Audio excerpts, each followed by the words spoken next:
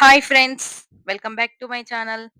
ఈరోజు ద్వారలక్ష్మి పూజ, గడప నిలబెట్టుట పూజ ఎలా చేసుకోవాలో మా వీడియోలో ఎక్కడా స్కిప్ చేయకుండా మొత్తం చూడండింకా. ముందుగా పసుపులో పాలు, నూనె ఏసి మంచిగా చిక్కగా కలుపుకోవాలి. చిక్కగా కలుపుకున్న పసుపుని మనం ముందే వాటర్‌తో గడపని కడుక్కొని, కడిగిన గడపకి మనం పసుపుతో నిండుగా అలంకరించుకోవాలి. గడపకి ఇరువైపులా అంటే ముందు భాగము, వెనుక భాగము అలాగే సైడ్స్ అలా 4 వైపులా నిండుగా అలంకరించుకోవాలి.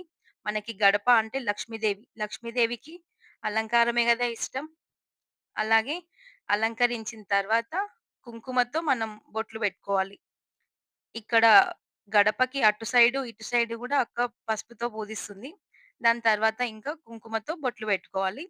అలాగే బియ్యం పిండితో గడప పైన మనం ముగ్గు వేసుకోవచ్చింకా. ఇలా బియ్యం పిండితో ముగ్గు వేసిన తర్వాత, మనకి గడప ముందు కూడా అష్టదళ పద్మం కానీ ఏదైనా ఒక చిన్న ముగ్గు గాని, పెద్ద ముగ్గు గాని వేసుకొని, ఆ ముగ్గులో కొంచెం పసుపు, కుంకుమ వేసి, ఇంకా మన పూజ స్టార్ట్ చేసుకోవాలి.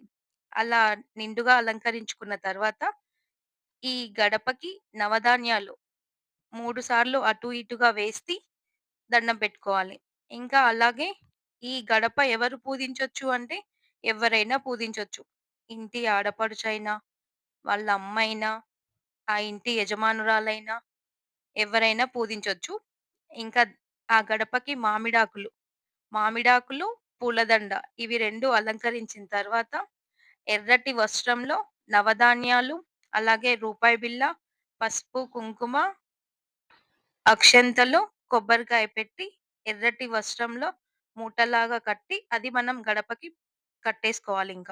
కొన్ని ప్రాంతాల్లో అయితే తెల్లటి వస్త్రంలో తెల్లటి టవల్‌కి మొత్తం పసుపు రాసి, దాంట్లో నవధాన్యాలు, రూపాయి బిళ్ళ, పసుపు, కుంకుమ, అక్షంతలేసి కడతారు. ప్రాంతానికొక పద్ధతి.